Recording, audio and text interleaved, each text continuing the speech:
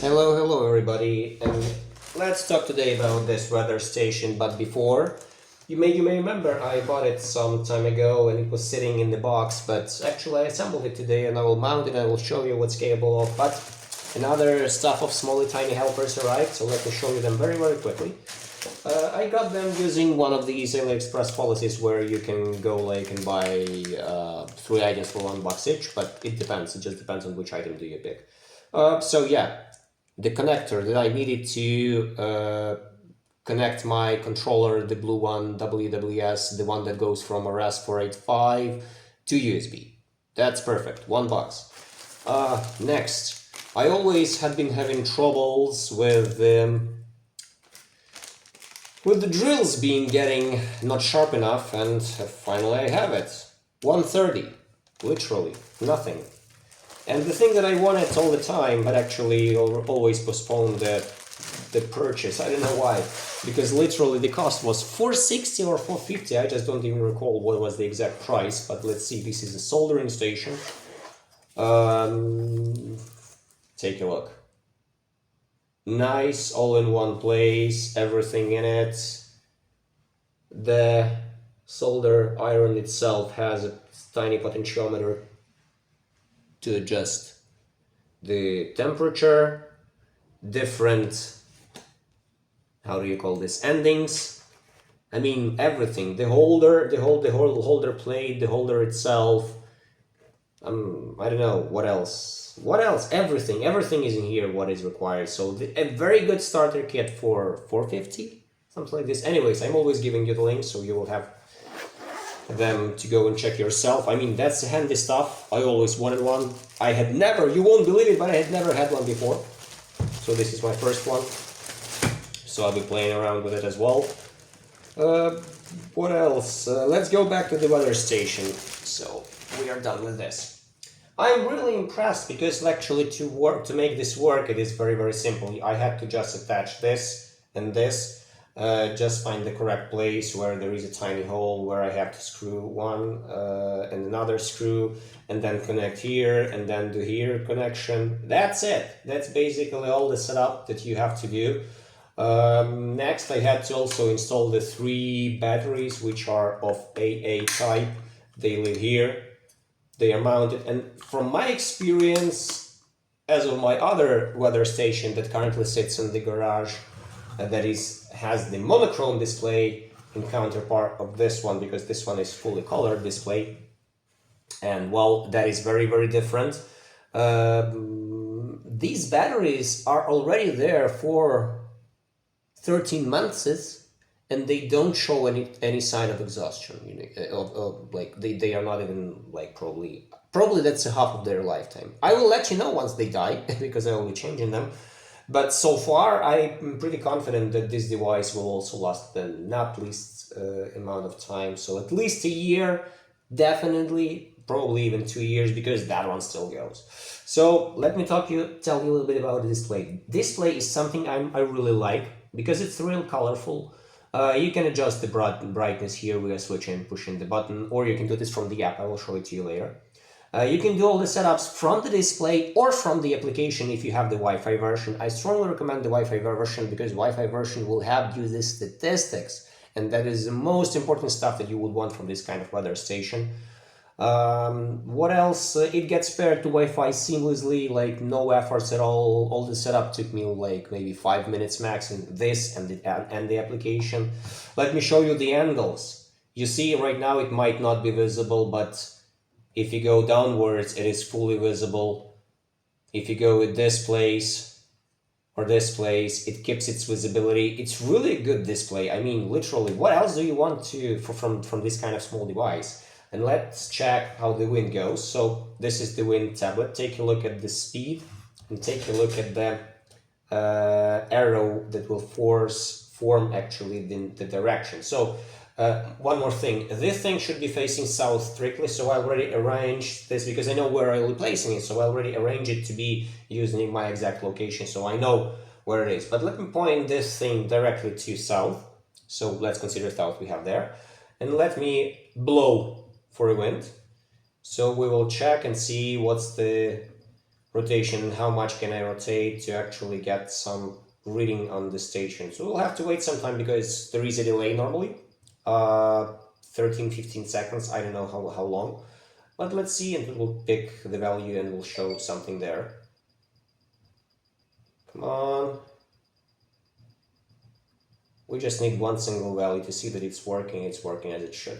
On top left in the orange values, you see the outer external, so this one that I'm currently rotating, you see the measurements from that one. The blue one is the internal measurements taken from the screen itself, so at that exact place. Moreover, you can add 3 more channels, that's what I already explored.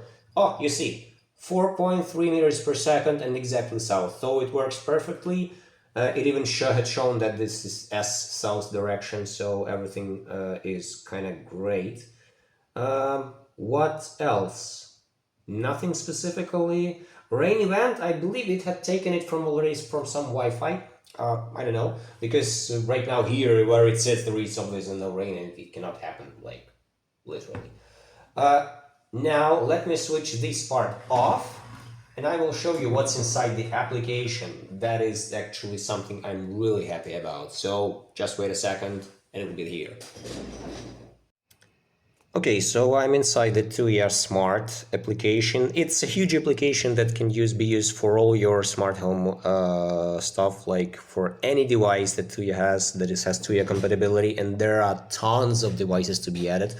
But in my case, it will be used specifically for the weather station. So let me put it here and show you what exactly does it look like from inside. First of all, you see the indoor sensor, the outdoor sensor. Indoor sensor shows 0% battery because there are literally no batteries because it leads only from the socket from the USB. On the outdoor sensor, like that's the what we see, it is what you have. Remote, as I told you, up to 3 more channels can be added. 3 different sensors you can place somewhere else where you may want to measure the temperature and humidity. What is interesting here, there is the edit button on top. What can you do? You can edit the settings. You can probably change some information about offline notification. This is something that I will actually enable. Some updates, some device share, networking, whatever, like anything that is, or you can rename the station. I would just like do it later. For now, let's skip it. Down on here there are settings, and this is really something that is awesome, and I'm really happy with it because, believe it or not, once I click the temp unit and I change from Celsius to Fahrenheit, it doesn't change it only on the app, it also changes on that screen. And that's awesome. That's absolutely perfect. I mean, you can do this same stuff from the screen as well, separately, but you don't have to. You just do it from the app, and like that's perfect.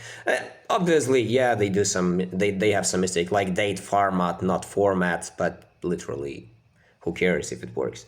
And bottom left, the stats module.